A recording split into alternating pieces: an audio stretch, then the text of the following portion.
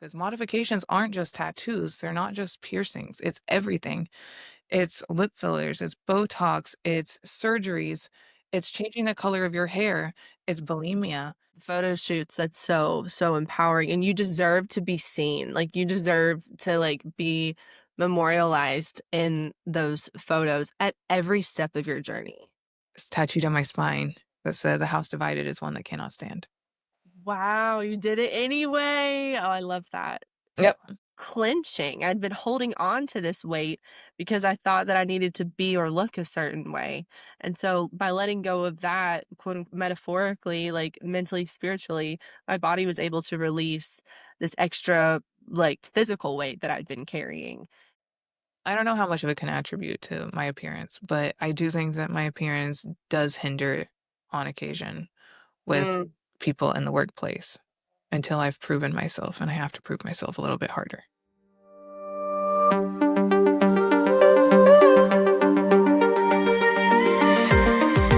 I am going goddess, going, going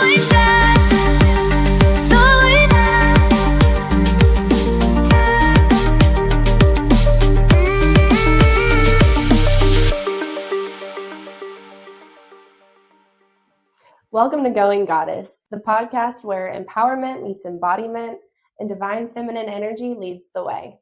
We're your hosts. I'm Silver Luna. And Cherry, your chief empowerment officers and cosmic hype girls, here to remind you that your magic is not up for debate.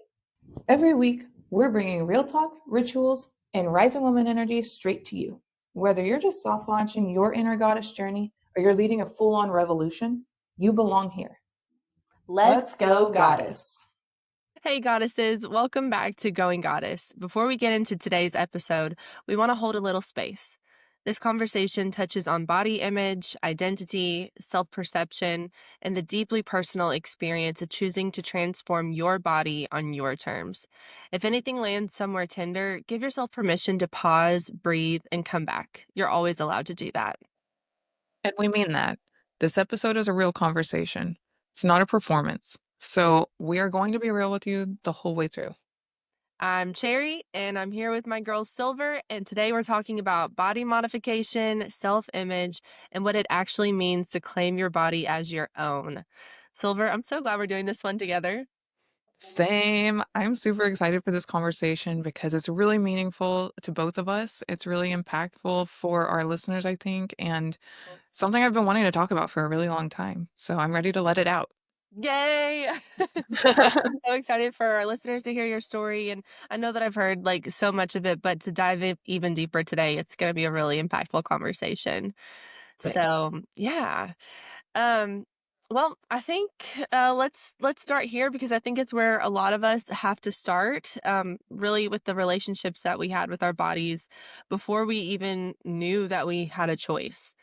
For me, growing up, my body was always something I was trying to manage. I was trying to fix it. I was trying to make myself smaller, sometimes quieter, definitely more acceptable.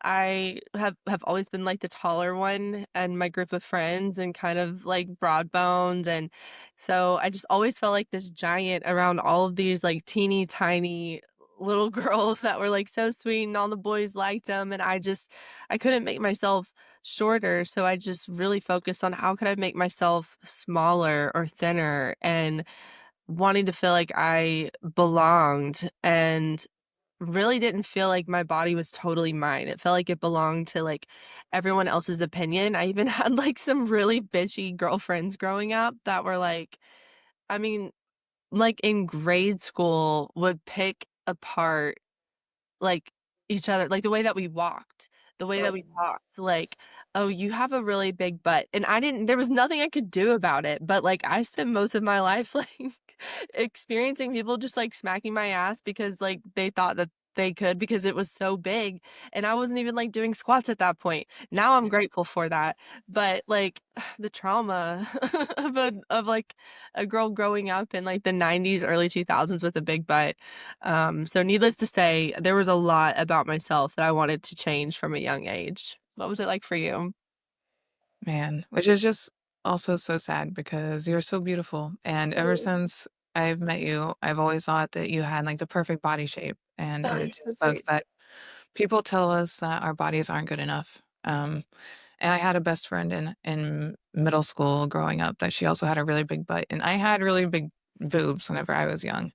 And Mm. so she would always have that same problem. In fact, in 6th grade, a boyfriend of hers posted a picture of her butt all over. He printed off copies of it and plastered it all over. It was a 7th grade center.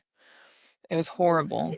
That It was actually happens in traumatizing. real life. Yeah, my best friend and she was my best friend in 6th and 7th grade, but in 7th grade, he took pictures from her that she sent to him by text message and posted them all over the walls, Oh my lockers. god, that's Yeah. awful. So, yeah, and I mean, that's just more of like women's bodies being shamed. It's Yeah. it's just for being a woman. Um, Yes. so my experience with my body image, well, from a young age, I think that, I hid a lot of my insecurities because I felt like I didn't really have much of a voice from my family dynamic, but I would always try to be very, like, sexy, I guess. Um, Mm. I I remember whenever I was, like, 16 or 17 and I did promo modeling, I found this gig on Craigslist for being a promo model, and so I would basically invite people in for, like, the Disney auditions to, like, this little hotel, like, auditorium and, like, let them like, I can't even remember what I did for the company, but I, like, signed up the kids for this Disney audition or something, and then they would have to pay to be in this role, whatever. It was a scam. And, I didn't realize it until, like, later on, but the person that was running it, he offered for me to be in Maxim magazine and asked me to send him photos whenever I was, like, 16 or 17, not even out of high school. And Oh. it's crazy because I was going to do it. My mom and I took pictures of me, and then we were like, "Wait a second, this is so not right. This is Yeah. inappropriate." And so, thankfully, like, backed out of that, but, I should have I mean, I didn't know at the time whenever I was, like, 16 or 17 years old, I was like, "Oh, I could be discovered, and I could be a model very young." Mm. And then I didn't do it, and I decided instead to get a boyfriend and follow the traditional life, to get married and whatever, which I ended up breaking up with my partner, thankfully, to change my life completely, the trajectory of my life completely, but I coped a lot with body modifications because that was a way of just of expressing myself. And so whenever I was younger, I watched this documentary called Modified, and it was a documentary about all of the variety of modifications that a person can do, because modifications aren't just tattoos, they're not just piercings, it's everything. It's lip fillers, it's Botox, it's surgeries, it's changing the color of your hair, it's bulimia, Mm. it's everything. Mhm. Everything that you do to modify your body is a modification, and if it's intentional. Mhm. So I became really obsessed with the idea of transforming my body to the best version of what I thought it would be. For a long time, I wanted to fill in the hole in my chin. I have a butt chin, and I used to be told about like dermal fillers, you can fill it, and I was like, okay, I want to get rid of this. I hate this feature, and I almost did. I'm glad I That's, did. like, blowing my mind because 'cause I've never thought about that, not one time about your face. Like, we don't even like, I don't even go that far, like, you're with your big, beautiful eyes and then, like, your cool, like, nose piercings, and then you have these beautiful lips. I'm like, I don't even get to your chin, like, no one's even looking at it. Thanks. Well, whenever I was, 18, 19, I didn't have a lot of these things. I didn't have my eyelashes done. I didn't have my lips. I started getting my lips filled when I was, I want to say 29-ish. Mm. Maybe earlier. Yeah, I would say probably 28 actually. Because I have a tiny top lip. I So do tiny. too. I do too. I Yeah. just got lip filler for the first time last year, and I'm, like, looking at pictures from the beginning of the year to, like, when I got it, and I'm like, "Thank God. Thank Yeah. goddess I got that." It's Yeah. such a game changer. It is a game changer. I know I see pictures of myself before and I'm like, "Oh my gosh, where are What my was I lips?" doing? Yeah.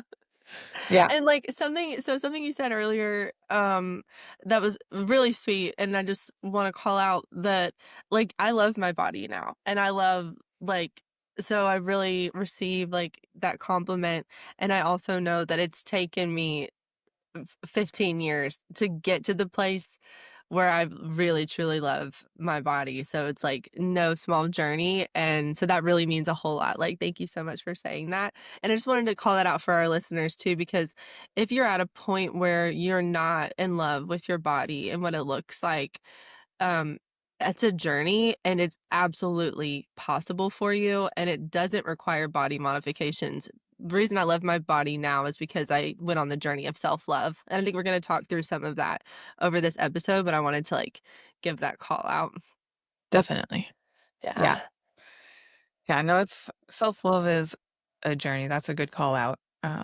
It's a whole process to start taking yourself seriously and putting yourself first and stop worrying about what other people care about. I think that's a huge piece of body modifications to me is that I have sovereignty over my body and I can make it more beautiful by adding or removing as I please. Yes. So like, was there a time where you felt like you were performing your body for other people? Yes, definitely. Whenever I was younger, in my early teens, I remember in high school, at the same time that I was doing the promo model thing, I was in Tulsa Technology Center, for broadcast sound engineering. And my teacher's wife was um, like a trainer, a personal trainer or something that sold supplements. Mm. And he told me about this new thing called HCG that everybody's doing. And it's like if you take the supplement HCG, which is a pregnancy hormone, it tricks your body into believing that you're actually exercising or that you're actually burning the calories instead of whenever you're fasting, it just holds on to all the calories. So whenever you're pregnant, HCG helps your body continue to utilize the calories and the nutrients that you have in it, even though so that it doesn't store it because you're fasting. Yeah. So I got this HCG supplement or dropper from his wife at a gym, and at 17 years old, and I was only 155 pounds, like, that's the part that blows my mind now in hindsight. I am 155 pounds now, and Yeah. at that time, I was 155 pounds, and I was taking HCG supplements and eating 500 calories a day so that I could lose more weight, and, like, I was putting these supplements under my tongue before every meal so that it would suppress my appetite, and it's like, Oh. that's crazy to me. 17 years Oh. old. And it was all because I just wanted to, like, look my best so that I would be hot and that I would get more out like, people give you pretty privilege whenever you look attractive. It's a thing. Golly, yeah, yeah, it is a thing, and I think, like and it fucking sucks, like, Yeah. straight up. I mean, like and also, I, like, experience pretty privilege, and I'm grateful for all of my privileges, like, I know that I'm, like, extremely, extremely fucking privileged, so I'm grateful for that, I don't reject it. And I think the only way that we can overcome that anyone could ever overcome pretty privilege is that self-love privilege, that like holding yourself to such a high standard, not in looks, but in like holding yourself in such a high regard and like Mhm. loving yourself so strongly that like people around you can't help but fall in line. That's how we like overcome that. I had to say that on that. No, I agree. Piece, And yeah. there's something really special about reaching that eclipse moment where you recognize that you don't even notice that people are doing things for you because you're pretty anymore, because you feel pretty. You just do the things because that's what you're already doing. And if people do treat you with pretty privilege, then, well, that's a privilege. But Yeah, you're not well, and I'm like dressing and up it's to get also an that. expectation because this is I expect to be treated this way, Yeah, not because sometimes. I'm pretty, but because we all deserve pretty privilege, and I Right. think that, yeah, society should shift to, like, the inner pretty privilege is, like Mhm. that's Definitely. the dream, yeah. Yeah. And it's a completely different aura about a person whenever they have their self-love and they're doing it because they want to feel pretty because it makes them feel pretty, not that they're doing it for others. Yes, yes, and there's something that changes in our bodies too, like, when I was in high school, I just remember having I mean, just the hours and days and hours that I spent, like, worrying about calories, worrying about did I work out enough, worrying about if something was going to fit or what I was gonna eat at the restaurant or whatever, and just, like, not enjoying my life because I was spending time worrying about these calories, and then just these questions of, like, "When am I ever gonna love my body?" And not realizing that it started with me, but just, like, waiting for this moment of, like, okay, you work out, you eat healthfully. I've always had like a really kind of weird relationship with food. Like there are times where it's been really like dialed in, like healthful, like really healthy foods. But then there are times where I would binge and purge a lot. Like, and because I mean, I have a sugar addiction. Like I know that's true. We're working on overcoming that. I'm reading like a book about it and it's like, damn, it's like sure, my fault, not really my fault, whatever, it's there.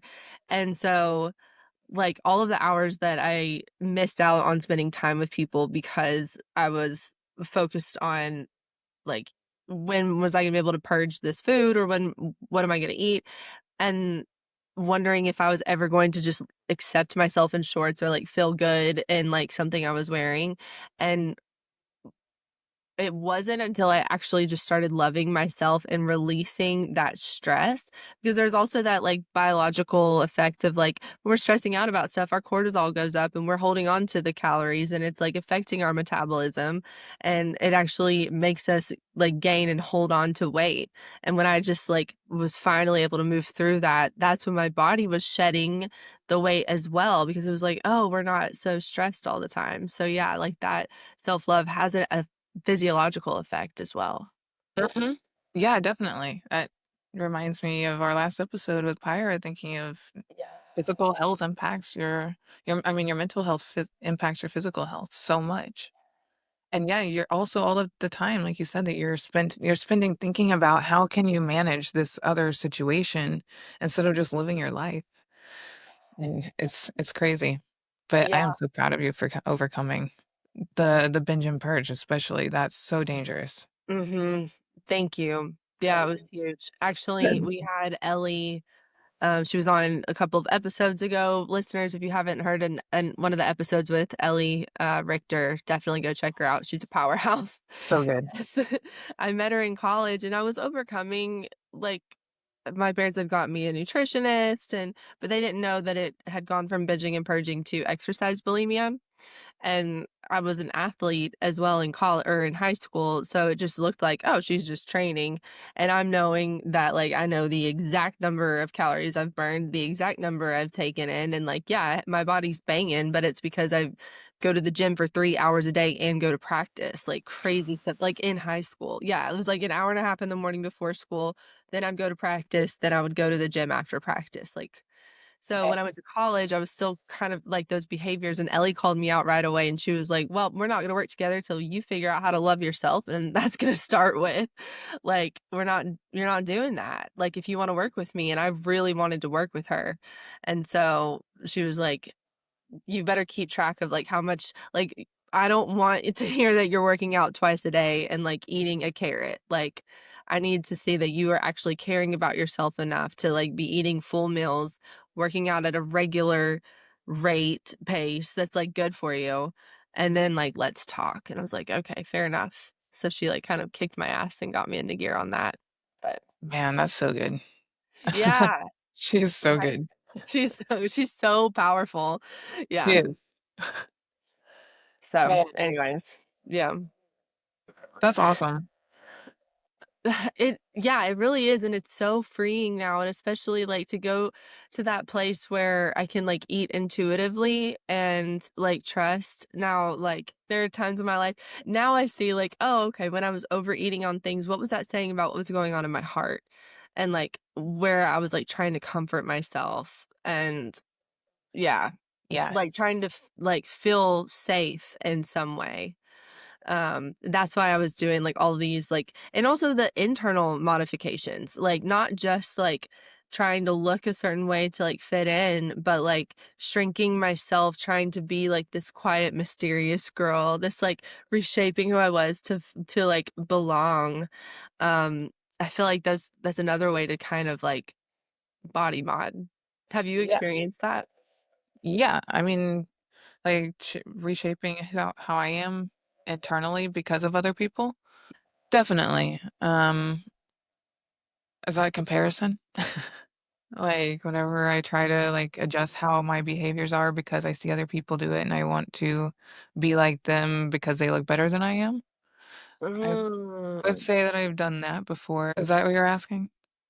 Yeah, I think so. Or if like they're like in addition to like thinking about wanting to like look a certain way, was there like a like be more demure or I mean I like I talk a lot and I'm like loud and I remember as a kid I was just very rambunctious and like but I also like read a lot. But no, I think I was more like the she has that girl has ADD. Like that girl has Yeah. ADHD. Like I remember getting in trouble because I would like grabbed a piece of cake with my hand and like ate it. I was like annoying and rambunctious. And so but then growing up like my girlfriends were like kind of quiet and like meeker and like quote unquote mysterious. And so I was like, that's cool.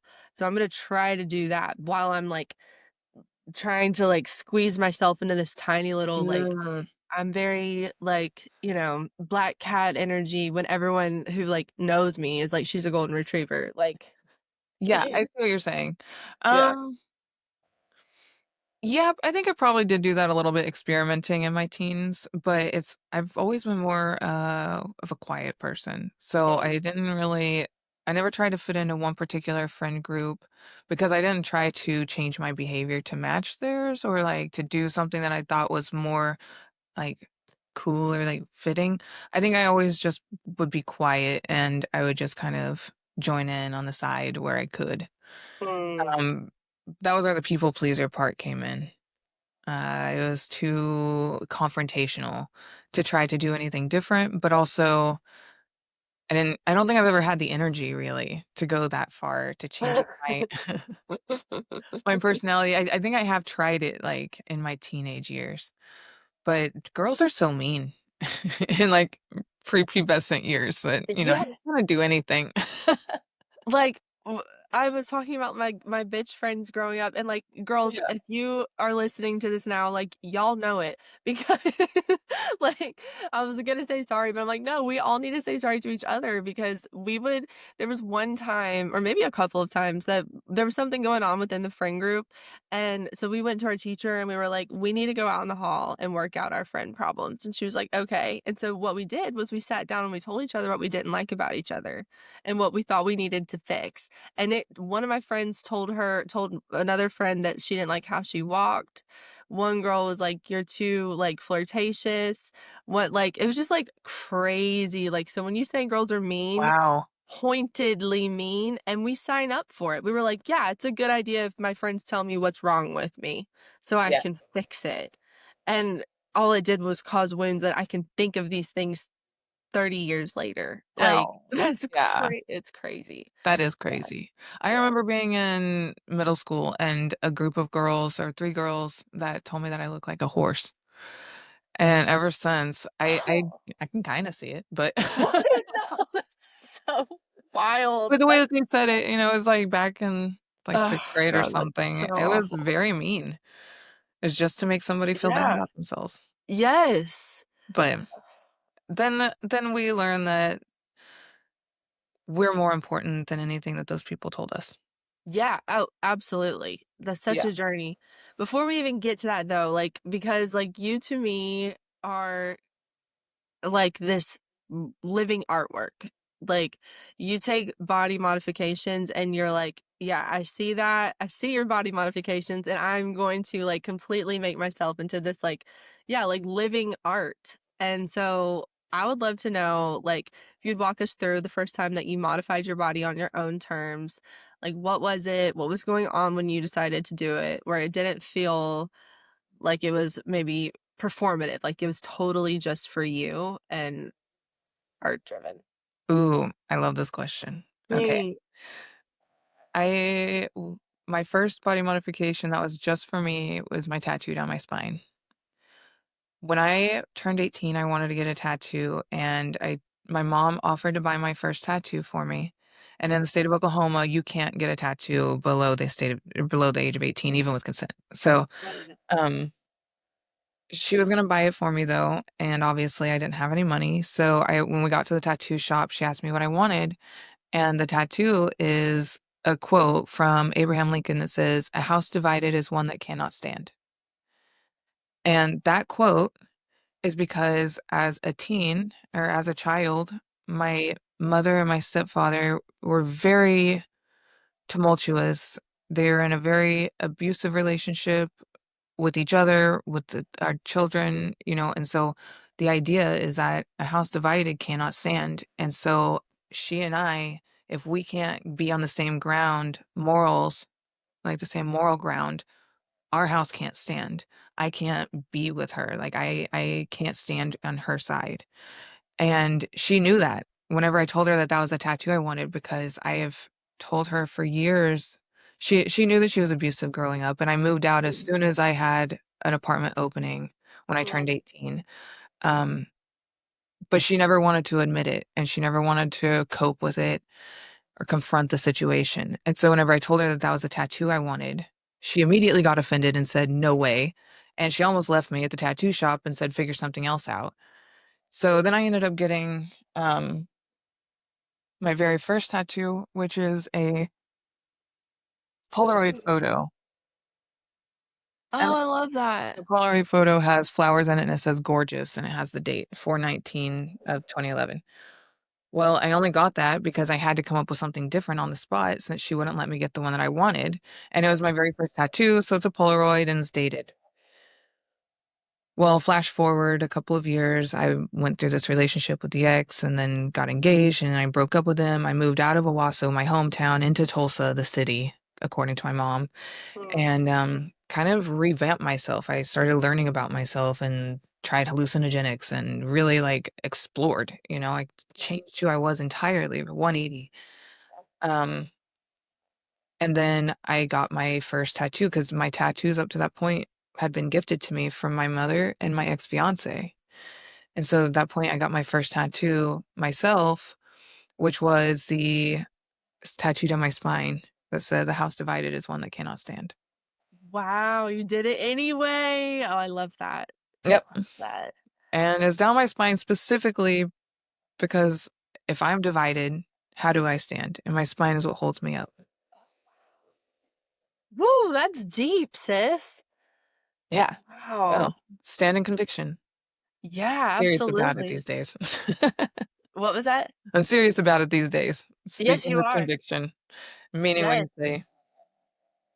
you really are. And like that's something that I know to be true about you. It's just like that you do stand on your convictions and like that strength of character is so admirable and it's so beautiful. And I think that's what makes you like a pillar in any community that you're in. And also when like the community is divided, you're like, peace out. Like this isn't it for me. Like you're like you bring like solid foundations and then you also like sense when this foundation isn't and you're like you in addition to like piecing out before that actually you like do a lot of work to try to like bring it together and to like bring unity back in communities. I've like seen that in you. And Mhm. then at times it's just like, okay, this is not about me. This is my exit. Yeah, I definitely stand. I've learned to like stand on the ground that I feel to be fair and true and just. Mhm. And yeah, if there's a group that I'm a part of that I felt like was doing the right thing up until an extent, and I no longer believe that they're doing the same things that I believe in, I'll try to say something and try to fix it. And if it doesn't work anymore, then all right, you guys are on your own. There are plenty of other groups to join. There's other groups that I could create. Like, Mhm. we're not confined to anybody with shitty morals. Yeah. No, not at all. What a beautiful like boundary and like standard for yourself in your life and like who you'll spend time with and like that's a deep one. Like a lot of people I feel like a lot of people just don't have boundaries. Or like B, they're like if they're not nice or like if they're talking shit or like I don't know, if they're not meeting me halfway, but you're like, no, if this isn't like just and true and like aligned with what's right and like of the highest good for the humanity, then I'm out. I'm like, Mhm. that's superwoman shit. Like for real. Go goddess. Yes. Go goddess. Yes. What did it feel like the first time you looked in the mirror afterwards, seeing the tattoo that you chose and that you got for yourself? I loved it. Actually, that's the very first body positivity photo shoot that I ever did of myself. Oh, Wow, I haven't thought of these memories in years.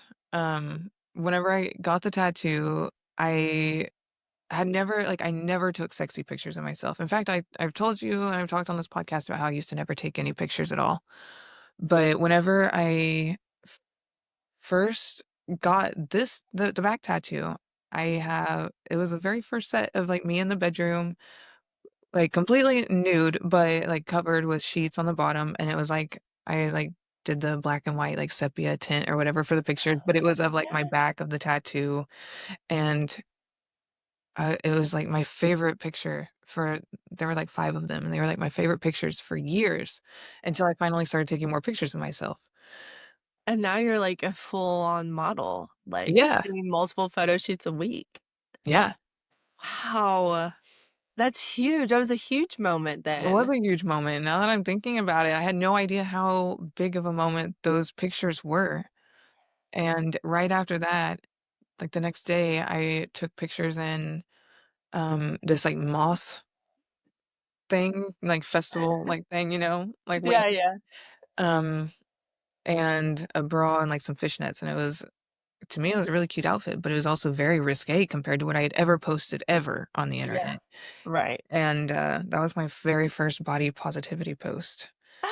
And it was really nerve-wracking because I was like, "Well, people are just gonna think I'm trying to post a sexy picture." And there were some people that I definitely got that vibe, but whatever. It was a lot easier to post pictures like that afterwards too, because now the glass ceiling is broken. Yeah, like, already, like, Yeah. Like, now um, what? You saw me in my ex bra. yes! I love that, and it's just like, it always blows my mind where it's like, we're so okay with bikini photos, but, like, if it's not something that like, if it's not even, like, thinner material, it's yeah, whatever. Right? Like, that's just so crazy, Yeah. and goddesses, one of like the most like empowering things you can do for yourself is go get a photo shoot of yourself with a photographer that you trust and you like their work. But I highly, highly recommend doing a boudoir photo shoot, body positive photo shoot.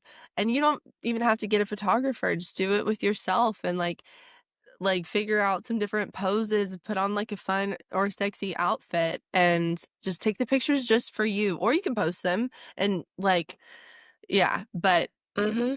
the photo shoots, that's so, so empowering, and you deserve to be seen, like, you deserve to, like, be memorialized in those photos at every step of your journey. Exactly. Who was the lady that recently passed, the famous lady? She said, "Take pictures now because you won't be hot later." I'm Um, like, "No, I wanna be like one of those old hot ladies." Yeah. No, but seriously though, take the pictures, and if I had any advice for any goddess in progress, somebody that's just now exploring their identity, it's to take pictures. Because Yes. first of all, you're gonna see yourself in an objective light. Second of all, you can be as creative as you want with it. Third of all, you can get as dressed up with it as you want. You can feel very like in tune with yourself. But also lastly, you're gonna memorialize that moment. So whenever you look back on it later, like right now, I'm thinking about those pictures. I could go dig them up and they're like probably 6 or 7 years old. And it's just crazy to think that that was like the very first picture that I took of myself and how it's like blossomed over time. Yes. Oh my gosh, it's such a journey. What about so, like okay, so the tattoos, but then, like, when did you start, like, coloring your hair, like, getting, like, the, piercings and, like, all of that? When did that start, like yeah, happening for you, and, like, how are you feeling, and how do people, like, respond to it? So piercings actually came first. Okay. I, oh yeah. So as a teenager, like I said, I didn't have a lot of control over myself, my sense of self and self-expression because my mother was very strict Oh. and we also didn't get along, as you can Mhm. tell. And so a lot of the ways that I'd be able to express myself was through ways like HCG hormones, where I can maintain my body image, my weight, and then also piercings because I can do those myself. And so whenever I was 16, I pierced my own belly button. I Wow. also pierced my tragus, the inside of the left ear and the right Ouch! ear, which apparently was not smart because it can like cause permanent nerve damage and stuff like Yeah. all over your body if you do that. But I used a piercing earring and I just pierced it straight through and then yeah, and then my belly button, I also pierced my ears a few times and my Monroe, I pierced it myself. You can actually tell because it's in the crease of my smile. So that It hole, was, like, really up high. yeah, not a good spot. I had one too. I miss it. And I I actually had old ladies, like, they're like, "Wow, that's actually really cute on you." It's like, "Thank you," but it kept, like, getting caught in my teeth, and I kept ripping it through, so I love it when people say, "Wow, that's actually really cute." Like, they didn't expect it to be. Couldn't be cute. Yeah, I know. I mean, I could kind of understand because it was when I lived in Charleston, so it's like, these old Southern ladies that are, like, so fucking opinionated, Yeah. and so I took it as, like, a real compliment. I was like, "Oh, wow, yeah, you're right," but also just kept going through. Well, Yep. actually, I think what happened one day, the piercing fell out, like, 2 times in the morning, and then I was, like, trying messing with it, and then it didn't, like, even bounce around the drain. It was like the universe just sucked it down, like, it just went straight down the drain in the sink, and I was like, "Okay, I think that's a sign." Like, Yeah. this is, like, the 3rd time it's happened, and it wasn't even like I could try to get it. It was just like, "You're done."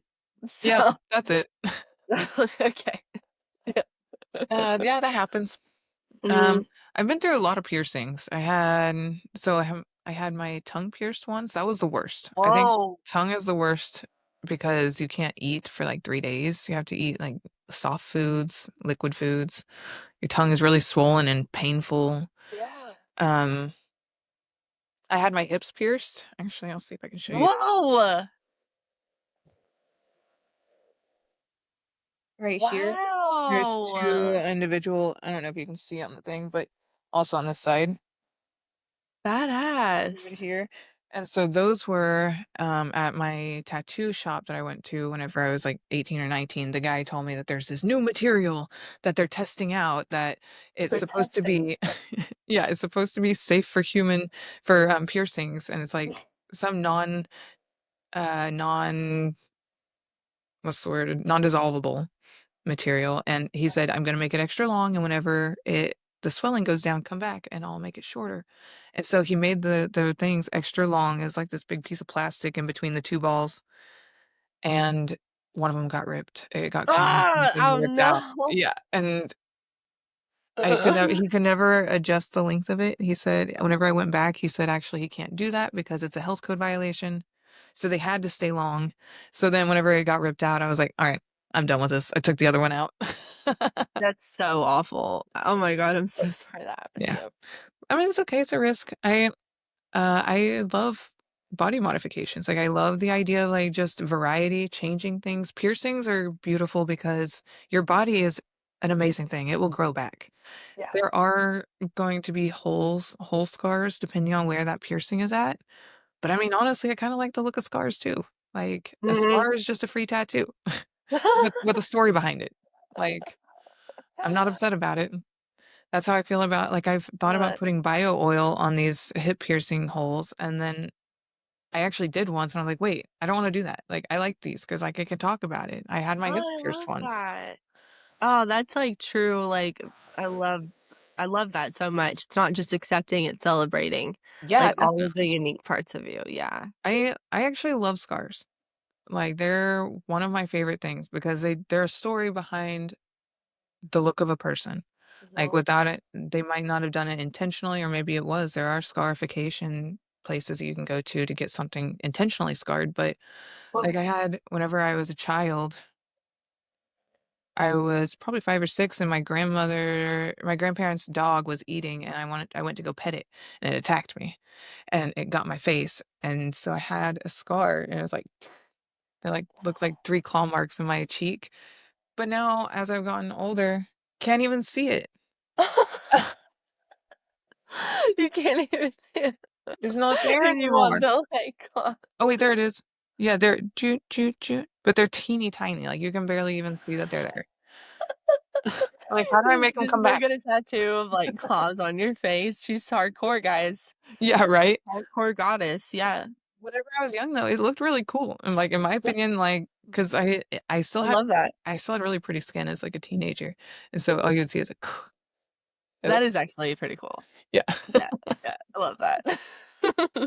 Yeah, so piercings are a favorite of mine just because they're very impermanent. It's a temporary option to modify your body if you wanna see a change, but you don't necessarily want it to be there forever. Yeah. So, teens, early 20s, people that don't wanna put tattoos on their skin yet, but they wanna do something and just feel a little, like, risky, Mm. that's a good option. It is. And then tattoos are, like, the next level of, like, you have to be really committed. But once you put one on your body, in my opinion, it gets easier because then you start to look at it more as artwork and not like, "Oh, sacred space." Yeah, I have, like, I all my tattoos are, like, flash tattoos or, like, this one was done by an apprentice, so it's kind of, like, faded, which I'm like, "It's okay." Like, I I like love them. it. I like that look. I kind of like the patchy look, and so I'm gonna keep adding flash tats on this arm, and Perfect. eventually this will have, like, flowers for my friends and family, like a whole bouquet of flowers going around my arm. Oh, Very that's nice. so beautiful. I think whenever I do it. Yeah, Like, yeah, whenever you for get to it, sure. yeah. Um, okay, so there's, the complicated parts of body mods as well, because like, I think when we talk about body modification publicly, most of the time, it's, like, very empowering, and it is. But I also know that, like, our relationships with our bodies are never just, like, that simple, and I know that, like, we've talked a lot about, like, overcoming other people's, like, feelings about us and why we would wanna change ourselves or, like, the sense of belonging, but were there ever moments, where changing your body was more about changing yourself instead of stepping into the most authentic version of you? Like, how do you reconcile authenticity with changing something about yourself? Yeah, I love this question, and it's something that I thought about a lot because I had to kind of cope with it as I especially prepared for my breast augmentation surgery. Um, I've done a lot of body modifications, and really that one, the breast lift in aug is the one that I really had to cope with because of the stigma behind it the most. And thinking, like reconciling, like you said, how am I being authentic if I'm adding inauthenticity to my body? But I started like, I don't know, it makes me feel more myself. It makes me feel more happy. It makes me feel more confident. And it's not, even if I didn't have the implants, I would still be happy with them the way that they were. They just make me feel better. I wasn't happy with my breast before I got the surgery, but I mean, even if I would have gotten a lift, that's still a modification. And either way, if it made me happy, that's all that really matters in the end. Yes. Yes, 1000%. Yeah, I so agree with you, like, I think us at our most authentic, like, when I think of my, like, highest self, like, my best self, the dream girl version of me, which I feel like very often I'm living, but she is, like, thriving, and she's happy, and she's full of joy, and she is obsessed with how much she loves herself and her life and her body, and so, like, that's, like, us having sovereignty and agency over our lives, like, we get to add every single thing that we want to our lives and our bodies that will like help us feel even more like ourselves, which is like feeling our best. And so like I see that in you totally. Like since getting your surgery, you're just like so excited. And also you've done like a ton more photo shoots in this span of time too. I'm like, yes, look at her go. Yes, show it off. Like it's so, so awesome. I love your perspective on that. It's always about how good can we feel, but not about you needed that to feel good. That's exactly it. That's the exact differentiator. Because whenever I think about authenticity, like you said, my perfect highest self, what my dream girl would be doing, being the most authentic version of me is not like physically I'm authentic. It's I am able to express myself without masking. I'm able Mm. to do whatever I want to do without feeling like I have to do something else because somebody else has an expectation of me or they asked me to be a certain way. I'm living my most authentic self, my most authentic life because I am doing what makes me happy. I'm dyeing my hair purple because it makes me smile. I am getting my breasts done because it makes me feel more confident and I can go places and not worry about why are my boobs sagging to my belly button.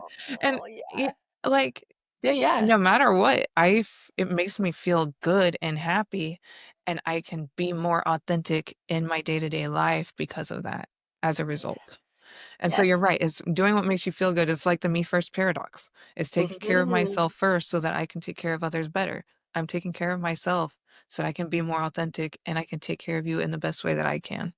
Mm, mm, so good. That's so good. And I'm so that like makes me think of something that like I've kind of well, I didn't train my husband on this. He just is so good and he knows, but like I take a long time getting ready. I enjoy the process.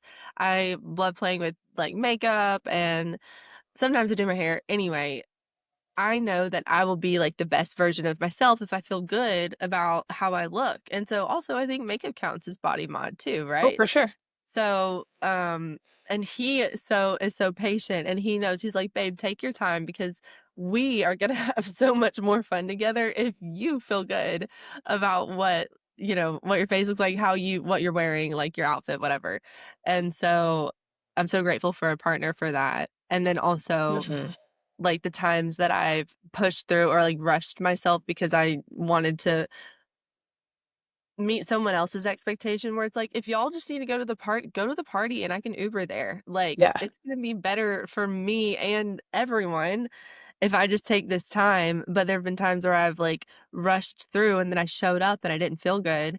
And it ruined like my whole night and my experience with everyone. And, maybe I wanted to like work through that, but it was just if you are not feeling comfortable in like your skin, like, why do the things that it takes to feel comfortable in your skin.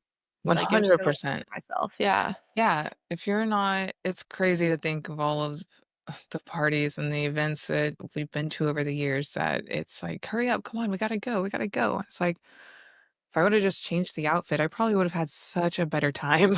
Yeah. Like, it's okay to curate your life, like, we don't have to just, like because, Yes. if we just thought, like, "No, you just be okay with what you look like because, like, you're beautiful," like, whatever, I'm thinking of, like, the guys that have said that, like, in the past to me, and I'm like, "No, I'm curating my life, like, I'm curating how I'm showing up, I'm, like, designing these things. If I were to do the one thing, then I don't need to do anything ever, I'll just wear the same clothes every day, never brush my hair," and, like, because and then someone I'm, like, working out this whole thought process, and someone's like, "Well, no, you have to be presentable," and I'm like, "Well, presentable is subjective." So, now it's like, when we make up these rules for ourselves, we base them off of, like, these subjective rules that other people may or may not have set up for us, so we might as well make our own rules, and, Exactly. like yeah. Exactly. And stigma. We have to break stigmas against body modifications. People Yes. having judgment against others for body mods is just it's so hypocritical because everybody does it. We all do it in some form or fashion. It's just which body mod is your vice. Mhm. I Exactly. and it doesn't even have to be a vice. There's bodybuilders that they're very healthy and that's what they do is they are very, very fit and specifically modify their body to be very fit. Yes. And I was about to well, and there's also bodybuilders that are very unhealthy and, Yeah. like, do a ton of stuff just to make their muscles look a certain way, but they aren't actually strong, and, like, they sound like a pug when they breathe, like, Exactly. and but, I'm not here to judge them because it's like judging someone's artwork, which I just realized that there are, I guess, quote, unquote, "art critics," but that doesn't even make sense to me because 'cause I'm like, you're judging someone's painting, like, that was something that came from their soul, like, against someone else's painting, like, there's no what yeah, to judge anyone when we are all pieces of art and we are all masterpieces, you're right, it just blows my mind, it doesn't make any sense. Right. It goes completely against radical self-expression, which is that's my moral ground. That's where I stand. Like I can't be friends with somebody that will put somebody down for the way that they look. Why are you wearing that? Like somebody that's making fun of somebody in their friend circle, like, bro, you look so silly in those flip-flops. Like, no reason for that. Why are we gonna make somebody insecure? Like Like you can tell them something nice. Like, there's no reason for in 2026, there's no reason to be making fun of somebody's physical appearance for the way that they dress themselves. Not at all. Not at all, and, like, I would challenge anyone who felt like they needed to do that to find one thing that they did like about that person because I'm, like, more and more learning every day just how impactful our intentions are and our energy and what the words we actually say and put out to the universe. So, like, if you're catching yourself judging someone on something, you better quick find something that you like about that or something kind you can say to like cancel that out because these things, I don't know. I'm just like seeing energy like being sent out and coming back to people like at rapid Yeah, fire speed. you get Oh in what you god. put out, Yes. 100%. Yes. And I will say also, a lot of my journey in body mods has also been a process of like work. I'm thinking also to the people that when I think about judgment, I had to surpass a lot of judgment in the workplace because I work in a professional setting. But I work from home.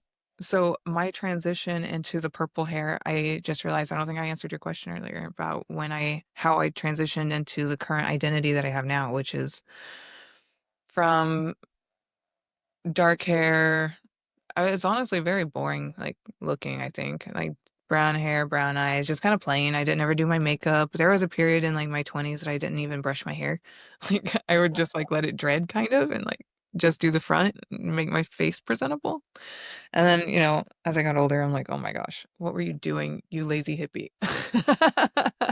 Girl, I have those questions all the time, and even sometimes I'm like, "Oh, wow, you've just been letting that happen for okay, Yeah. well" Yeah, exactly. So after I got past that phase and, probably broke up with that boyfriend, became single, and realized, "Oh, I need to Right. look better." Like, for you So to feel better. Yeah, yeah. yeah, yeah, so that I felt confident to go out and, like, try to flirt or do anything, and, like anyways. So I kinda, like, cleaned myself up, but then whenever Jesus and I got together, I was still a little bit overweight. I was, like, honestly close to 200 pounds. I had kinda just been, like, not really paying a lot of attention to my weight and focusing more on work and, like, drinking and partying and all of the other priorities in my life. Um, and then I finally hit the point of my work where I was tired of changing jobs and I wanted to settle down. And so I found a company, the current company that I'm with, Mhm. and my manager is like, "Why should I hire you? You change jobs like at least once a year. What makes me think that you're going to stick it out here?" Mm, And I was like, "Well, that's exactly why. Because I'm tired of changing jobs. I want to have a professional career. I want to settle down. I want to stop doing this." And so he took a chance on me. And I was really good in the office, and then COVID hit, and we became remote. And so I started working from home, and then I changed jobs, I changed managers, and my manager didn't really care anymore about, like, my appearance because I wasn't customer facing at all. mm, So then I dyed my hair, and nobody ever said anything. And I went through the interview to my new current position, and, I had a friend, a coworker that I was taking her role. She actually, like, kind of lended me a hand to my manager now and, like, introduced me, and There was a lot of stigma that I felt I had to get past at work because I had transitioned my hair during work from home days, and so I didn't know how anybody was gonna accept it, if it was even allowed at work. Yeah. Um, and so I wouldn't go on camera for a long time until I moved into this role where now I am customer facing and I have to do customer presentations, and my manager has never said anything, ever. And, I even tell him sometimes that I do modeling as a hobby now, and he'll kinda just brush it off like, "Just don't even pay attention to that, she didn't say that." But I have Everyone's like, "Where do you do that? I wanna find it." oh, yeah, I just tell my manager, just in my one-on-ones, but, I will say, like, with customers, whenever I go on customer meetings, because I am in a professional setting now, I am a my role is a professional role, and I do quarterly success reviews with my customers that are CTOs, CIOs, and all of their system admins, and I create, like, a presentation that I, like, go over, like, their business objectives and how we can make them more successful and how we've impacted their business in the last quarter, and all of that is on camera. Um, and I've noticed that over the last year, 2 years in this role, it did take a little bit at first. People didn't like, they would send me things and, it was just like any other person, like, they would just send me, like, tasks, but now they actually trust me, Mm, and I don't know how much of it can attribute to my appearance, but I do think that my appearance does hinder on occasion with mm, people in the workplace until I've proven myself, and I have to prove myself a little bit harder. mm. I feel that. And it's so frustrating and it feels so unfair because it's like, it doesn't have anything to do with your ability to do your job or connect with others or listen to their problems and understand them and solve them for Right, them. So, exactly. Still just as capable, doesn't change the confidence level. yeah. Yeah. Totally.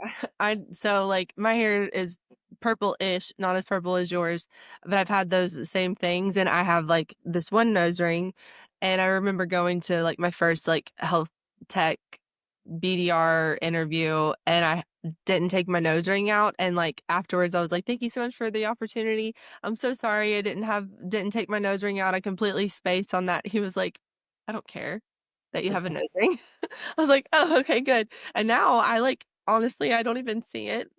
So, I mean, I wear it to all my conferences and everything and this is just Good. like yeah, You should I normalize it. I think the yeah, more it's normalized, the less people will care, and, totally. like, me showing up on camera is going to normalize it to our customers. They're gonna feel more inclined to let their employees be able to do the same thing. You Yeah. showing up to those conferences is going to show healthcare employees and leadership that it's okay to let people wear nose rings, like, it's Yes. not going to I'm impact their vendors and their capabilities. Exactly right, and I'm starting to see, like, at these conferences, like, more I love going to them for so many reasons, but I love seeing the conference, like, people are really stepping it up as far as, like, their conference style and, like, wanting to stand out and, like, not just wearing, like, the blue and black suits, but bringing, like, color and women with, like, pink hair and, like, cool jewelry and all of that, and so, yeah, I'm definitely starting to see a shift in it. It still, like, pains me when I have friends that are like, "Yeah, I have to, like, cover up my tattoos and stuff," and I'm like or I have to wear long sleeves, and I'm like, "Ugh," like, as if but, like, there's just yeah, the stigma I've is still there. actually It's shifting. I've actually gotten to the point of not supporting businesses that if I find out that they won't allow you to show your tattoos or piercings, I just don't go there anymore. I've Yeah. had a couple of dentists like that. I'm like, I don't need to Oh. be. Yeah, I I don't. don't need to, like, give you money for your judgment, like Yeah, yeah, because I have tattoos, so are you gonna do less of a good job on me because you think I'm a second-rate human? Like, right. I'm not worthy of working here, so why would I be worthy of, like, you giving me the highest level of service? Exactly, exactly. And Mm, now in any future employer that I find, being able to express myself in the way that I look is top priority. yeah. Oh, I love that. That's so good. That's so good. So I know that we're coming up on time. So I want to give our goddesses some wisdom. We've shared a lot about our story and, or our stories. But what would you say to a woman who's curious about body modification, but maybe terrified of what people will think? Um, yeah. Go for it. Stop worrying Mm, about what other people are going to think. Do it for yourself.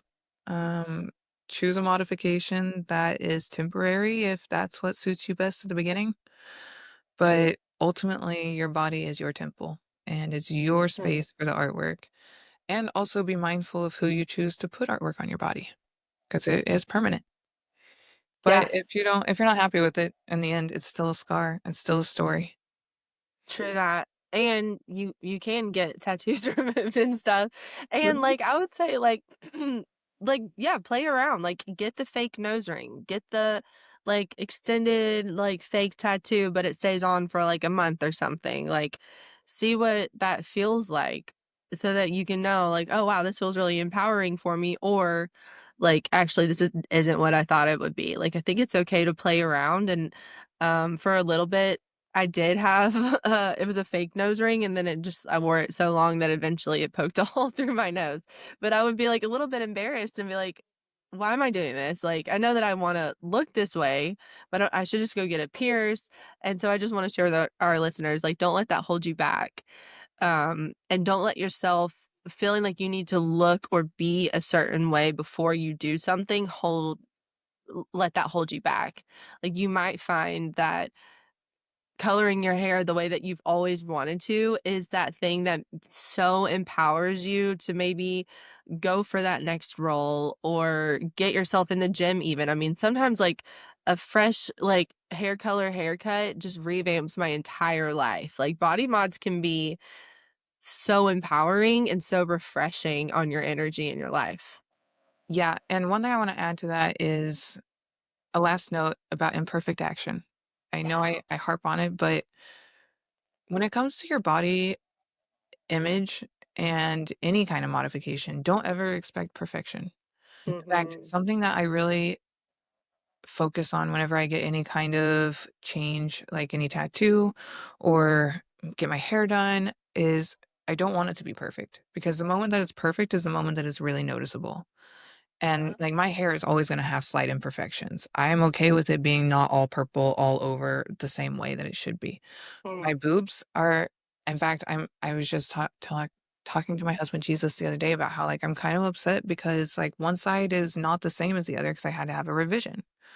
But then I realized like, oh yeah, they're not even, but nothing is even about me. Like literally nothing that I do is intended to look exactly even because if they do, then it's really obvious where the imperfections are at and we should embrace the mm. imperfections.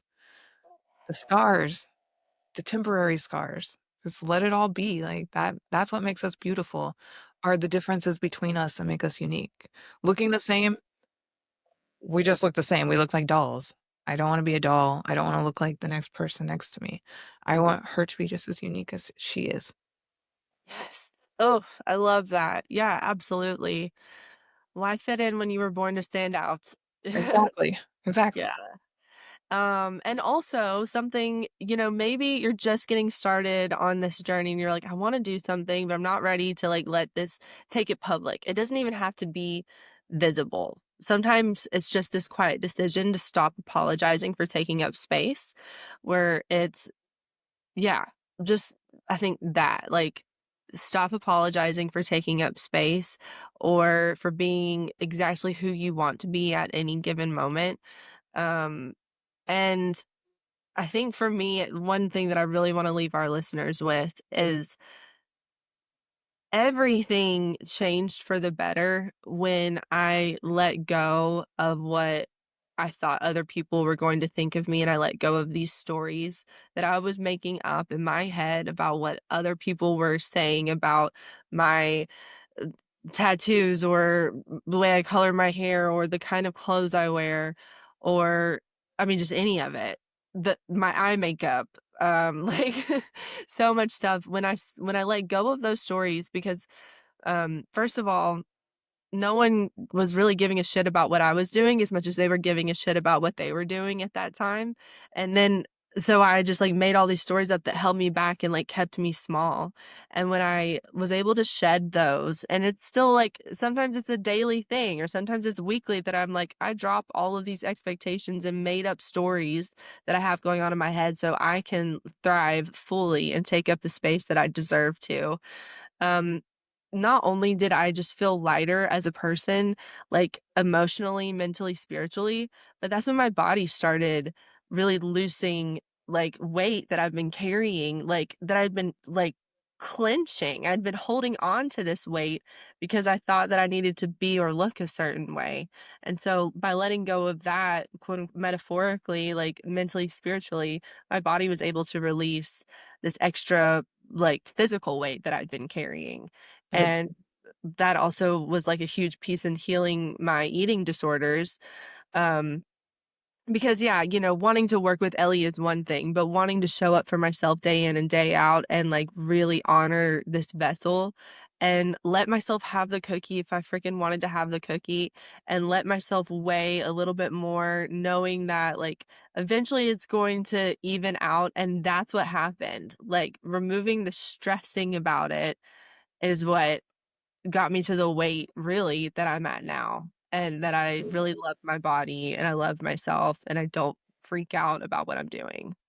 yeah. That was kind of a long end there. No, it's great, but also I no, I love that. And I want to leave the listeners with like that letting go is a process. Yeah. And it's not always one that you're gonna realize is happening when it's happening. And so, like I was mentioning earlier, that eclipse moment, you're not gonna know that you've eclipsed from your old self until it's already happening. Um, for me, one way that I recognize that eclipse moment just yesterday, there's somebody that I was watching on Instagram for like, I don't know, for like a couple of years in the Tulsa community. And I used to like really follow them and pay attention to them, but they didn't know anything about me or who I was even. And just yesterday, I saw that they watched my stories, and I was like, "This is so crazy." Like, now they're looking at my stuff, like, that's and not that I tried to make them interested in me, it's because I care about me, and I've shown up Mhm. for myself, Yes. and it's that moment of an eclipse that, like, I was so far on the other side of the moon, so many years ago. And as you start letting go of those expectations of what other people care about you or what they think about you, like you said, they're not thinking about you. They're thinking about themselves. That's a They're good not 10 years from now, they're not going to think about the way that you were looking at them from the side of the room. They're going to think about how they felt in their outfit that day because they didn't take the time to go back and change when they were in a rush to leave. bringing it back. Yes. Yeah, that's so true. That's so true. Yeah, just letting go. I agree with you 100%. That's the number one way that you can show up for yourself. Yeah, I think so too. I love that. Well, goddesses, I hope that today reminded you of something important, that your body is yours, love. It is yours, fully, completely, powerfully yours. Whether you've covered it in ink, you haven't, you're somewhere in the middle, still figuring it out. Maybe you've got a bunch of temporary tattoos on. You are allowed to be exactly who you are in the skin you're in. So, thank you so much for being with us today. Yes, and thank you for creating this space with me, Cherry. Thank you for having this conversation. I hope that our listeners are able to gain a little bit of inspiration to go make their body a little bit more theirs. This is what Going Yeah. Goddess is all about. Totally. And goddesses, like, if you are somewhere on this journey and you want to talk with us about it, definitely meet us in anywhere, on the socials, like at Going Goddess Podcast, in the Goddess Collective.